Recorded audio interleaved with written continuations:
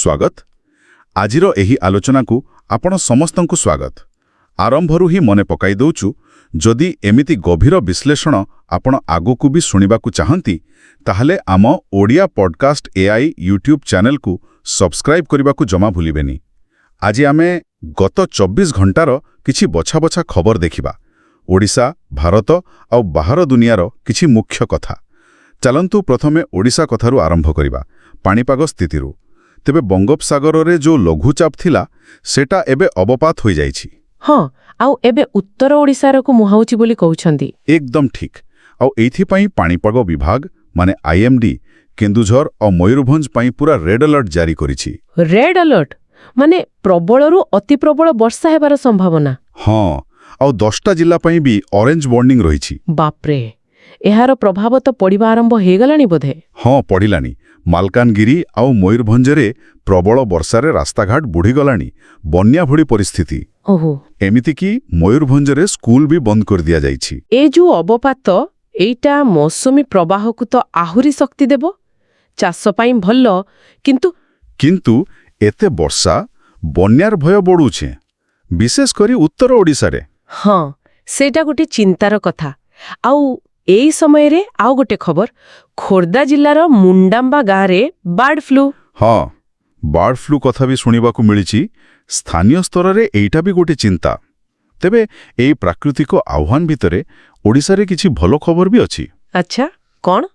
राज्य सरकार पाखापाखि 5000 कोटी टंकार 23टा नुआ पुंजीनिवेश प्रस्ताव को मंजूरी दैछंती। 5000 कोटी? वाह, एटा बहुत बड़ा परिमाण। हाँ, आउ कहा जाउछि एहा द्वारा प्राय 11933 माने पाखापाखि 12000 नुआ चाकरी सृष्टि हबो। वाह, एटा बहुत भल कथा।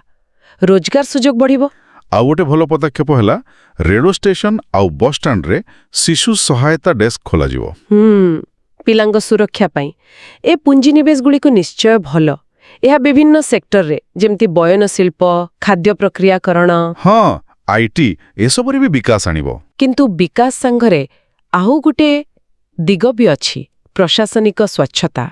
आपण सेई विजिलेंस चढ़ाऊ कथा कहउचंती कि? हाँ, सेई जयपुर वन विभागर डेपुटी रेंजरंक घरे जो चढ़ाऊ हैला आउ प्राय 1.5 कोटी टंकार आय बहिर्भूत संपत्ति, सोना बिस्कुट, मुद्रा। हाँ, खबरटा देखिथिली। एटा देखाउछि जे दुर्नीति एबे भी गोटे बड़ समस्या होई रहिछि। स्वच्छ शासन एक आह्वान। ठीक कथा। तबे ओडिशारे ही मिश्रित चित्र परे एबे टिके देशर खबर आडकु जिवा।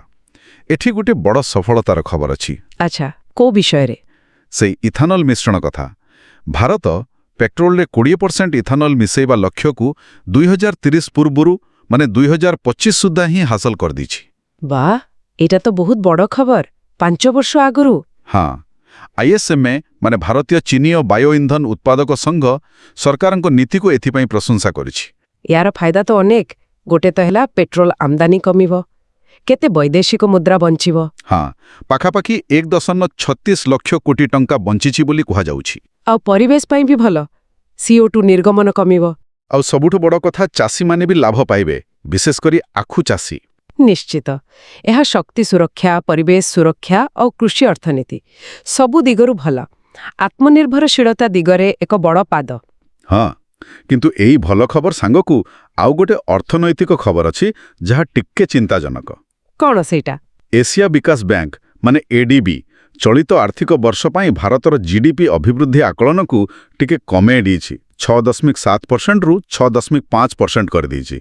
ओहो, तार कारण कौन होई पारे? बोधे विश्व बाजार रो मांदावस्था? हाँ, संभवतः सेया। घरोई मुद्रास्फीति भी गोटे कारण होई पारे।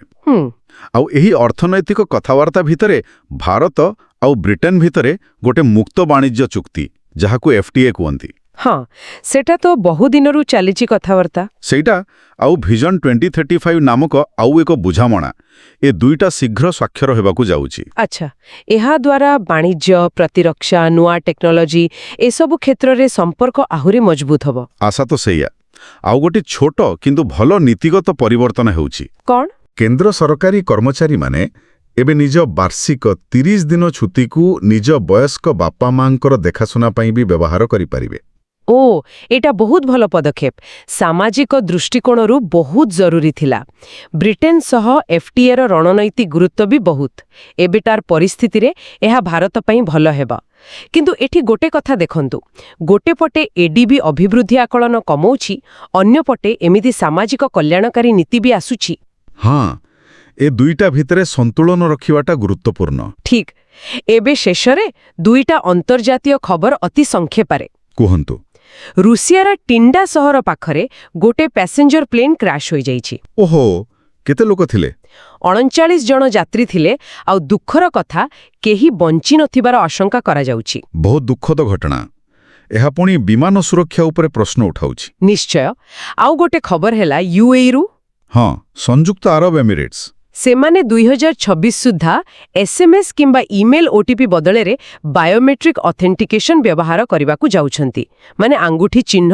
କିମ୍ବା ମୁହଁ ଚିହ୍ନଟ ଆଚ୍ଛା ଏଟା ତ ଡିଜିଟାଲ ସୁରକ୍ଷା ଦିଗରେ ଗୋଟେ ବଡ଼ ପଦକ୍ଷେପ ଦୁନିଆ ଏବେ ସେ ଆଡ଼କୁ ଯାଉଛି ହଁ ତେବେ ଆଜିର ଆଲୋଚନାରୁ ମୋଟାମୋଟି ଏତିକି ଓଡ଼ିଶାର ପାଣିପାଗ ଆହ୍ୱାନ ନୂଆ ପୁଞ୍ଜିନିବେଶର ଆଶା ଦେଶରେ ଇଥାନଲ ମିଶ୍ରଣରେ ସଫଳତା କିନ୍ତୁ ଅଭିବୃଦ୍ଧି ଆକଳନରେ ସାମାନ୍ୟ ହ୍ରାସ ବ୍ରିଟେନ ସହ ସମ୍ପର୍କ ମଜବୁତ କରିବାର ଚେଷ୍ଟା ଆଉ କିଛି ଅନ୍ତର୍ଜାତୀୟ ଘଟଣା ଶେଷରେ ଗୋଟିଏ କଥା ଭାବିବା ପାଇଁ ଛାଡ଼ି ଯାଉଛି ଆଗାମୀ ଦିନରେ ଏ ଯୋଉ ଅର୍ଥନୈତିକ ଆକଳନ ବଦଳୁଛି ଯେମିତି ଶକ୍ତି ନୀତି ବଦଳୁଛି ଏସବୁ ଆମ ସାଧାରଣ ଜୀବନଯାତ୍ରାକୁ କେମିତି ଆଉ କେତେ ପ୍ରଭାବିତ କରିବ ଏଇଟା ଭାବିବାର କଥା ନିଶ୍ଚୟ ଏକ ଗୁରୁତ୍ୱପୂର୍ଣ୍ଣ ପ୍ରଶ୍ନ ଆଜିର ଏହି ଆଲୋଚନାରେ ସାମିଲ ହୋଇଥିବାରୁ ଆପଣଙ୍କୁ ଧନ୍ୟବାଦ ଧନ୍ୟବାଦ ଆଉ ଶ୍ରୋତାମାନଙ୍କୁ ପୁଣିଥରେ ମନେ ପକାଇ ଦେଉଛୁ ଏମିତି ଆହୁରି ବିଶ୍ଳେଷଣ ପାଇଁ ଆମର ଓଡ଼ିଆ ପଡକାଷ୍ଟ ଏଆଇ ୟୁଟ୍ୟୁବ୍ ଚ୍ୟାନେଲକୁ ନିଶ୍ଚୟ ସବସ୍କ୍ରାଇବ୍ କରନ୍ତୁ ପୁଣି ଦେଖାହେବ